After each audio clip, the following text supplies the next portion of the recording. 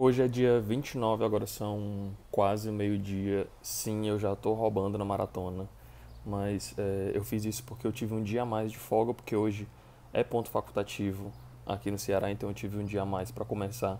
Eu não queria perder tempo, já que a minha lista de leitura estava bem gordinha, bem grandinha, então eu resolvi me antecipar. Né? Como vocês estão vendo, eu não tô no meu quarto onde eu faço sempre os vídeos, eu tô no meu quarto na casa dos meus pais, eu viajei para cá nesse feriado. Sim, minha parede é preta, minha cortina é vermelha, com cinza. Eu tive uma adolescência, uma fase bem gótica. Mas enfim, eu acabei de terminar o Só Garotos, da Patti Smith, que era o livro do meu desafio, inclusive, era o livro que a maioria das pessoas não gostou ou criticou por algum motivo. Mas eu sei que muita gente ama esse livro, mas infelizmente eu tô tendendo ali do meio termo para não gostar também. Eu dei 2 estrelas para ele. Eu de fato não gostei muito desse livro. A vida da Patti Smith ela foi muito interessante, muito curiosa, foi muito difícil. É interessante acompanhar o processo dela de amadurecimento junto com o Robert, que é um amigo dela, que ela dedica esse livro, na verdade. Mas é um pouco cansativo, é um pouco enfadonho, assim. A impressão que dá é que ela está só contando aquelas coisas aleatoriamente, mas ela não segue um fluxo, uma linearidade.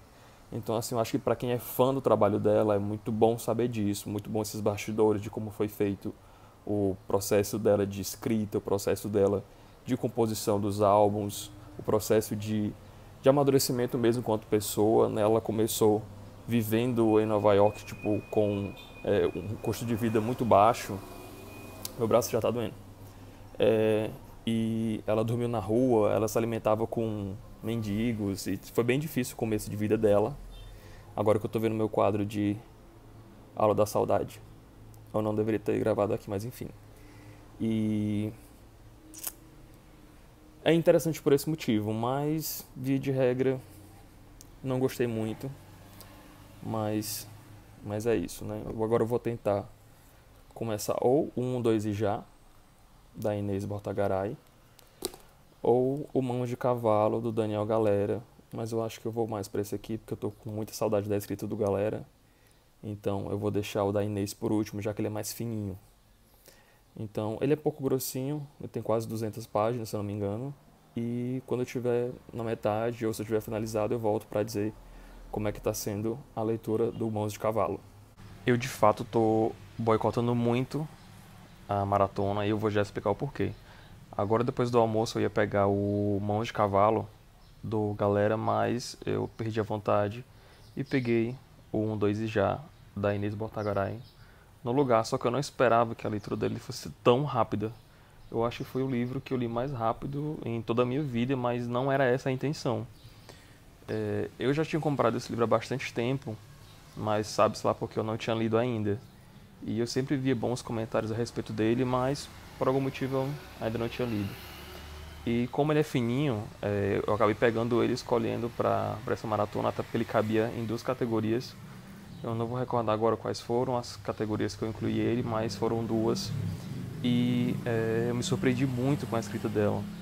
Porque a fonte, inclusive, eu não esperava por isso, porque até então o livro estava no plástico, ela é muito grande. Né? E como alguns livros da Kozak, eles têm uma diagramação diferente, né? Então a letra não ocupa a página toda. Mas o que é essa história aqui? Ela é uma novela bem curta que vai contar sobre uma viagem em família, uma viagem que teoricamente, supostamente, é de férias, para uma praia, contada pela visão da filha do meio de uma família de 4 filhos. Então, nesse carro a gente tem os 2 pais, né, o pai e a mãe, tem o filho mais velho, que é o único homem, tem uma filha mais nova, uma outra filha do meio e a narradora, que é uma dessas 2 filhas do meio. E a história inteira é contada através da visão dela. Então aqui na verdade a gente vai ter um relato muito simples do que é esse trajeto até chegar nessa praia, pela visão dela. Então a gente vai ter contato com a perspectiva de uma criança sobre acontecimentos da vida, sobre o processo de amadurecer, de envelhecer. Ela fala muito dos pais, ela fala muito sobre os irmãos, sobre o que ela pensa para a vida dela, sobre o que ela quer para a vida dela, sobre os medos que ela tem, sobre os receios. sobre brincadeiras do cotidiano que são feitas dentro de carro. É um livro muito nostálgico. É impossível você não ler e não lembrar automaticamente de coisas da sua infância, de coisas que você fazia. Eu, por exemplo, quando estava lendo, e é um livro muito rápido, como eu falei, mas eu sempre me pegava me lembrando das viagens que eu fazia quando eu era criança. E eu lembro que, por exemplo, ela no livro, ela conta a viagem através dos postes, então por isso que o título é 1, 2 e já. Tipo, ela vai contando 1, 2, 3. A cada poste ela vai contando. E eu lembro que eu fazia isso quando eu era criança, porque quando a gente viajava, eu contava as viagens aliás, o tamanho da viagem por cidades. Eu ficava perguntando para os meus pais, tipo, quantas cidades faltavam? 5, 4, 3. Então, meu pai sempre dizia até que não eram cidades, eram quilômetros que faziam a distância, mas na minha cabeça eu contava melhor por cidades.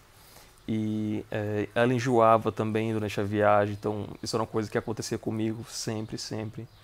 E as brincadeiras mesmo que ela pensava, coisas que aconteceu dentro da cabeça dela e que só ela imaginava, tipo, ela pensando, olhando para os fios dos postes que passavam, e dali remetia ela a outra coisa, sabe? E isso é uma coisa que, pelo menos para mim, era uma realidade, era uma coisa que eu vivenciei particularmente. E eu acho que é universal, acho que é de todo mundo.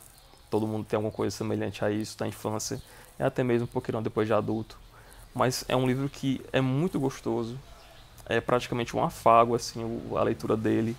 E as páginas voam muito rápido. Então, assim, cabe muito bem numa maratona. Eu li ele numa sentada só. Ainda mais hoje que tá chovendo, então tá muito propício para leitura. E eu acho que eu vou parar por aqui, porque ainda é dia 29 e hoje a maratona nem começou, eu já comprei 2 livros, metade da maratona as minhas metas já foram cumpridas pela metade, então eu vou parar por aqui. Ali em cima tá a minha pilha de livros, né? O Só Garotos eu já terminei, o 1, 2 e já também, então eu vou deixar agora o Onze de Cavalo e qual foi o outro? E A Vida que Ninguém Vê, da Eliane Brum, para amanhã e depois. Mas talvez eu termine antes. Mas está fluindo muito bem até agora. Hoje é dia 30, a maratona então já começou oficialmente, já tem quase 24 horas. Ontem, depois que eu terminei o 2 e já não li mais nada, mas hoje, assim que eu levantei, eu já peguei o Mãos de Cavalo, do Galera, para já iniciar e retomar a maratona. E eu tava com muita saudade da escrita dele. E depois que eu peguei esse livro, eu relembrei o porquê que eu gosto tanto dele. Nesse livro aqui, então, ele vai contar, eu devo ter lido, acho que uns 70% dele. Ele tem 198 páginas, eu li até a 122. E aqui ele vai contar a história, então, desse rapaz, desse médico chamado Hermano, e vai contar a partir de 2 épocas diferentes, a infância dele e o presente, né, a fase adulta. No passado, então, a gente vai ter o Hermano ainda criança, ainda bem novo, tendo algumas rixas e atritos com alguns amigos ali do bairro onde ele mora numa periferia de Porto Alegre, e ao mesmo tempo vai balanceando, né, um capítulo da infância e um capítulo da fase adulta. Ele adulto já está casado, tem uma filha, ele não tem uma boa relação com a esposa, é uma relação um pouco distante, um pouco fria, e ele se sente mais motivado a fazer o que ele está fazendo aqui na história, que no caso ele combina com um amigo de escalar uma montanha na Colômbia, alguma coisa nesse sentido.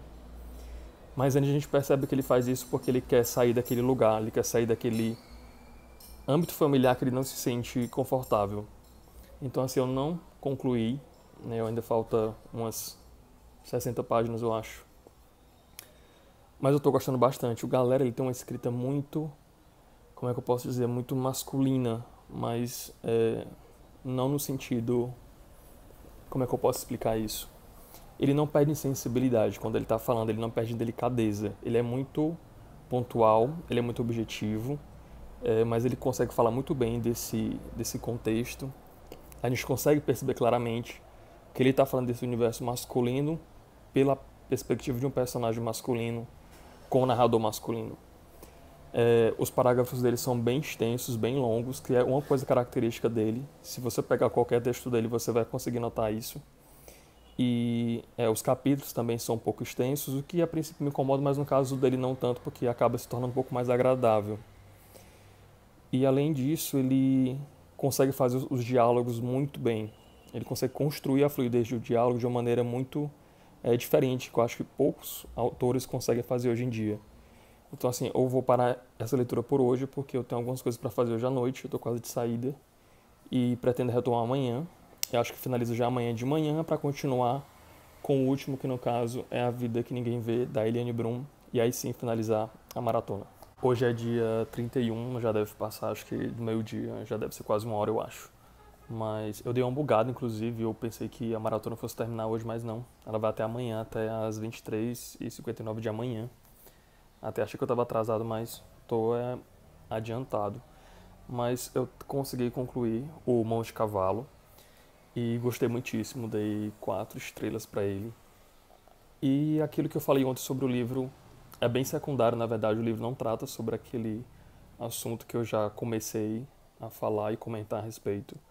É um livro que vai falar de amizade, na verdade, vai falar sobre culpa e principalmente redenção também. Eu não quero me prolongar muito falando sobre ele agora, até porque eu já falei muito ontem, porque eu quero deixar mais para a resenha dele. Mas eu gostei muitíssimo, galera até agora não está me desapontando. Esse é o segundo livro dele que eu leio. Inclusive tem um personagem aqui que acho que foi reaproveitado no primeiro livro que eu li dele de alguma forma. Mas eu não posso dizer muita coisa porque pode ser spoiler, ou então não fazer muito sentido, pelo menos não agora. Então vou deixar aqui os comentários a mais do Monge de Cavalo para a resenha dele, que deve sair talvez nas próximas semanas de abril. E agora não, depois do almoço eu vou dar uma descansada, vou, enfim, fazer outras coisas, depois eu retomo a leitura do último. Vou começar, na verdade, A Vida que Ninguém Vê, da Eliane Brum. Nunca li nada dela, só conheço uma, duas. Conheço um pouco a história, não cheguei a ler, mas sei que é uma história bem pesada. E aqui parece que é um livro de reportagens, mas já me disseram que parece não ser muito de reportagem. Mas enfim, é um livro que tem muita imagem, tem muito conteúdo aleatório, me parece um tom de crônica ou algo nesse sentido. E acho que vai fluir muito rápido, então vou finalizar com esse daqui. Não sei se eu termino hoje, acho que não. Tenho amanhã o dia inteiro ainda de sobra para poder finalizar, e assim que eu terminar eu volto aqui para dizer como é que foi então a minha experiência com a primeira leitura da Eliane Brum. Hoje é dia 1º já, 1º de abril, são 10 e pouquinho já da noite, então faltam menos de 2 horas para a maratona acabar oficialmente, mas eu consegui concluir o meu último desafio, o meu último livro, que foi o A Vida que Ninguém Vê, da Eliane Brum. Esse livro que diz de ser um livro de reportagem, está aqui na capa, mas na verdade é um livro que mescla ali um pouco de crônica, mas eu acho que o termo reportagem está escrito aqui porque os protagonistas dessas crônicas são quase que sua totalidade pessoas, né? São personagens reais.